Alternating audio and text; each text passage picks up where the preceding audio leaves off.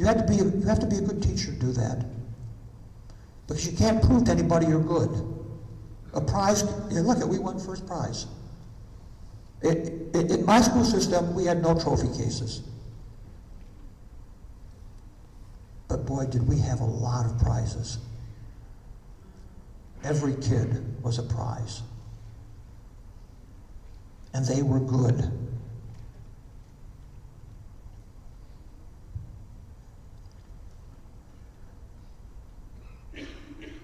Let me stress the importance of the inclusion of small ensemble activity in the band curriculum. Chamber music is considered by most musicians to be the highest form of musical participation. Here the performer gets a close and more intimate glimpse and feel for the music he or she is studying and performing. It represents an opportunity for student instrumentalists to study, perform, and become acquainted with music in different styles and eras not generally found in band literature. Among the advantages to be gained by the student involved in the chamber music activity are the following. Skill development. Chamber music offers the best opportunities for skill development per minute of time than any other kind of instruction, with the possible exception of individual instruction. In other words, I can actually take a kid playing a duet or a trio, and I can get two kids in tune, really in tune. In my 20-member elementary school band, I get them kind of in tune, and I tell them, you're in tune. It's a compromise. I can honestly teach these skills with precision and the Boston Symphony has a hard time, all great musicians, playing in tune. Because one guy or one woman listening to 100 others is a complex listening exercise. So we take 20 kids, give them a horn, let them play for 2 months, no embouchure yet, we try to tune them up. That's the way it has to be done. But it's kind of backwards. I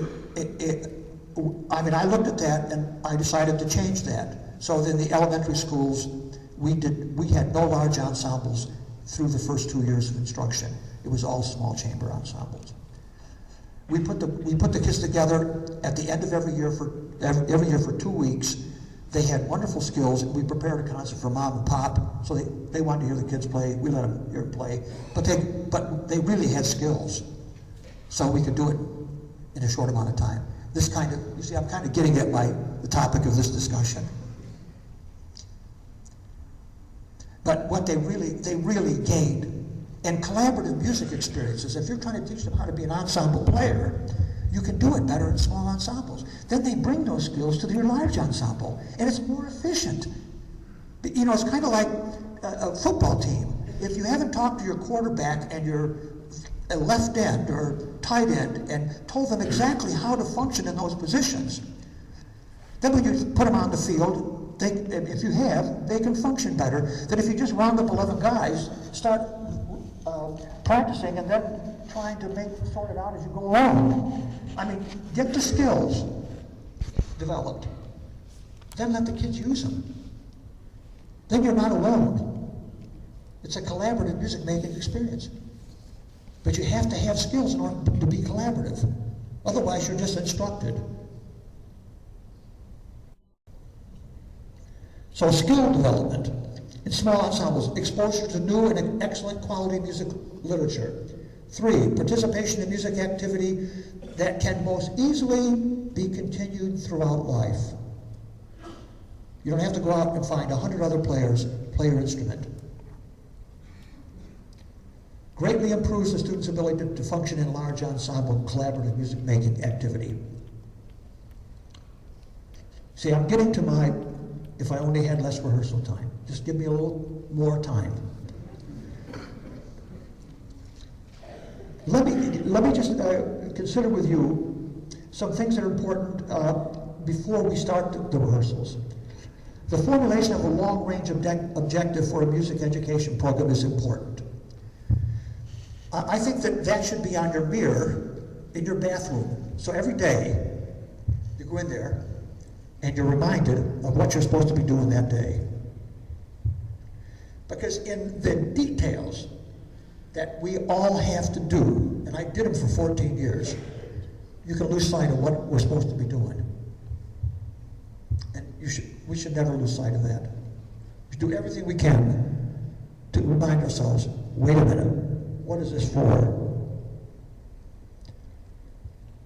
If these long-range objectives include assisting students in developing, understanding, appreciating music, engaging them in activities that provide opportunities for experiencing the expressive power of music, and developing their potential to express and create, then the teacher or conductor should be striving to accomplish the following things. Expand awareness and appreciation of great literature. This is unfortunately a very difficult objective to meet in certain areas of the school band program. There is very little good original music for use with elementary and middle school bands. Now, let me tell you about a program that's going on right now that I think you're going to be very excited about. I don't know how many of you know about the American Composers Forum, but the American Composers Forum is a service organization of composers, performers, friends, and general supporters of new music. The forum's objective is to link communities, listeners, with composers and performers of contemporary music. In 1997, the American Composers Forum, with the support of the National Endowment for the Arts, the Pew Charitable Trust, the John and James L. Knight Foundation, the Rockefeller Foundation, the George Frederick Hewitt Foundation, announced the formation of its largest and most significant educational commissioning project. It's called New Band Horizons. This project came about as the result of a 2-year study by local and national advisory committees made up of music professionals, including composers, conductors, teachers, investigating the needs and challenges facing music education. The committee concluded that the school bands should be the primary focus of its project because, quote, through bands we can reach the largest and most diverse cross-section of students. 15 American composers of diverse gender, ethnic background, and geographical location, some rising stars and others already prominent, were selected to write music for middle school and junior high school level bands.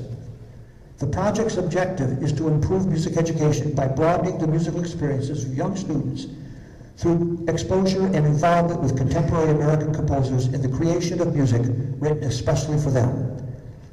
The project's commission composers include Thomas Duffy, Libby Larson, Bobby McFerrin, Chen Yi, Michael Colgrass, Tanya Leone, Stephen Paulus, Michael Doherty, Robert Rodriguez, Elvin Singleton, Adolphus Hailstork, and Judith Zaymond.